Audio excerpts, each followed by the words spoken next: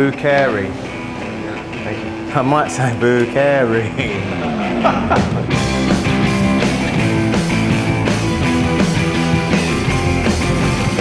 Hi, my name's Lee Tiernan. I'm here in Chicago with my friend Chris Buccheri.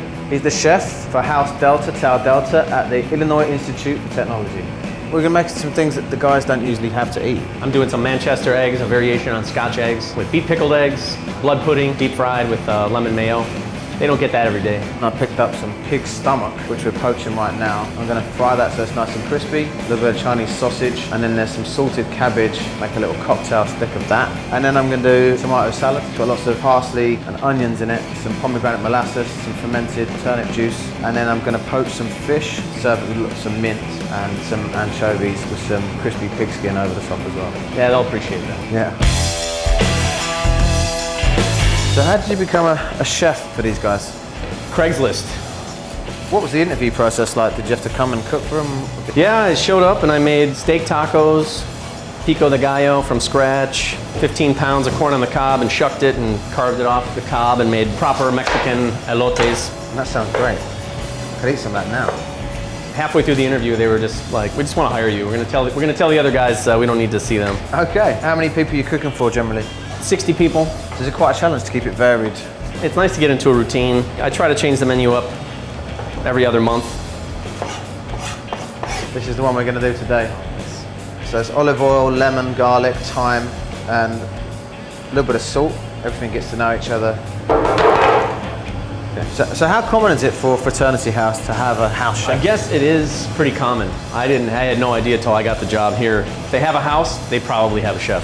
Do you ever cook with any of the guys that are in a fraternity? Definitely some interaction.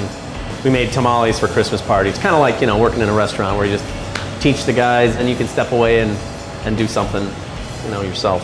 Okay. It's gonna be one of the sausage wraps for the Manchester egg.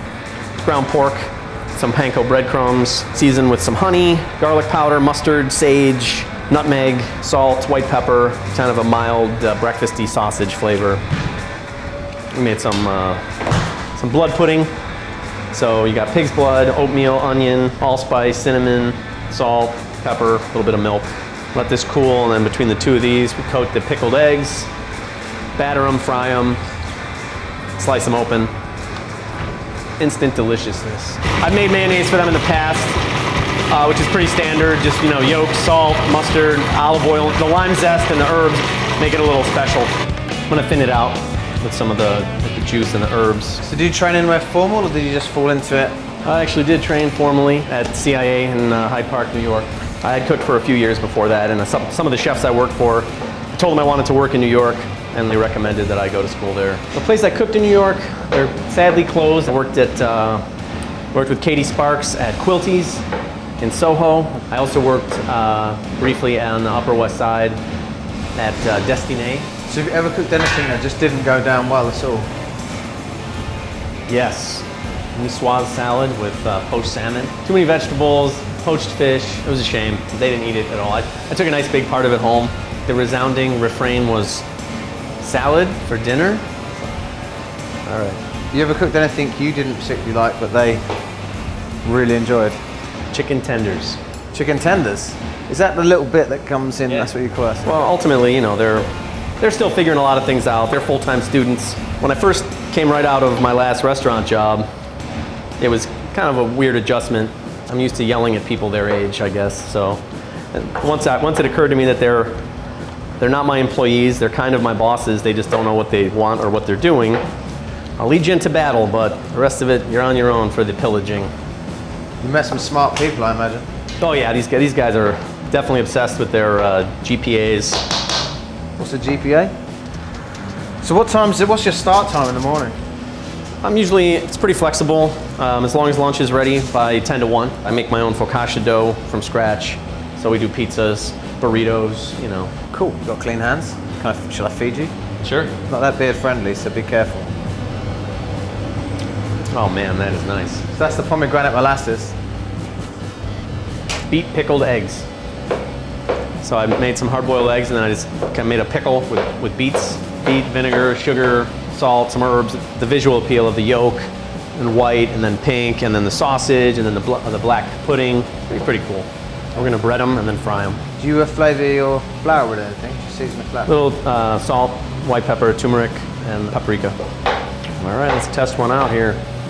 They try pig stomach, and their first bite, they might be apprehensive, then they realise it is actually delicious. These guys didn't know what they were going to be eating. They just think it was like some sort of pork or something. Yeah. But if it goes in and out with ease, it's a good indication that it's ready to go. It's called the cat because it looks it's like a scalp. It smells like ham, right? Yeah, it smells good. I'm hungry as hell now. This is going to spit like crazy. It goes really well with greens. So we've got some salted cabbage. Chopping it up because we're going to put it on, what are they called? Frizzle. Frilly picks. They're not as frilly as I was expecting. It's a pathetic frill, I agree. That's a cheap thrill. No, I'm just going to get the fish going. So this is the brown butter. This is brown butter. Some brown butter. So I'm just poaching the fish very gently. Don't really want it to bubble too much. And when it's cooked, I'm just going to take it out and flake it. But you want as big a flakes as you can.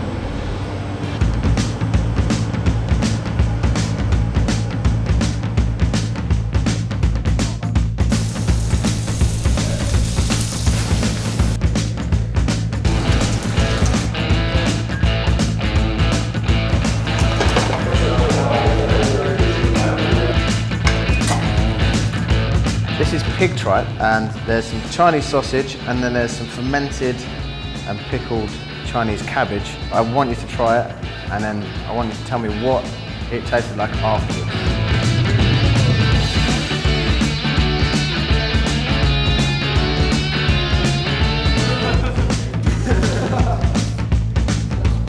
So, did anyone pussy out and not eat it? Yeah? This is the least scary way of eating stomach. You fry it in bacon fat, get it nice and crispy, serve it something spicy. Right, nice one guys. Next course is about to come out. I'll grab that. Well, this is a Manchester version of a Scotch egg. Heat pickled hard-boiled egg wrapped in blood pudding and pork sauce. The sauce is just homemade mayonnaise. I got more if you guys like them. I'm going to take it from the back.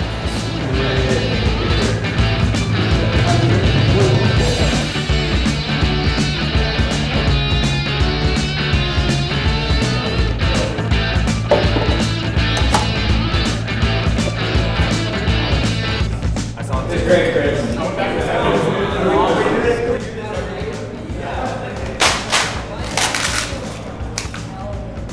I've recently been to Turkey and I like Turkish food for a long time. This is an ezme salada, which is a tomato salad with onions, pomegranate molasses, and you know,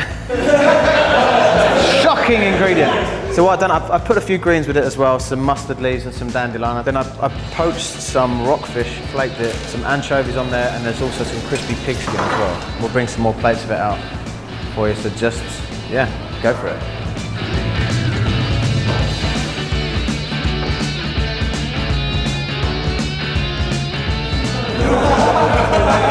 We're going to get you to vote for your favourite course. Who would like the little mini tripe skewer?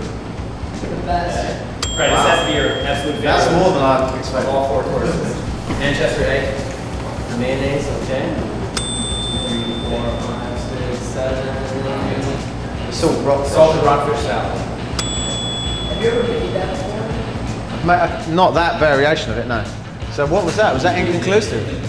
Manchester egg. All right. So would anyone like more food like this on a regular basis? Yes. cool. Well, thank you very much, guys, for being our guinea pigs. Yeah, thank you very much.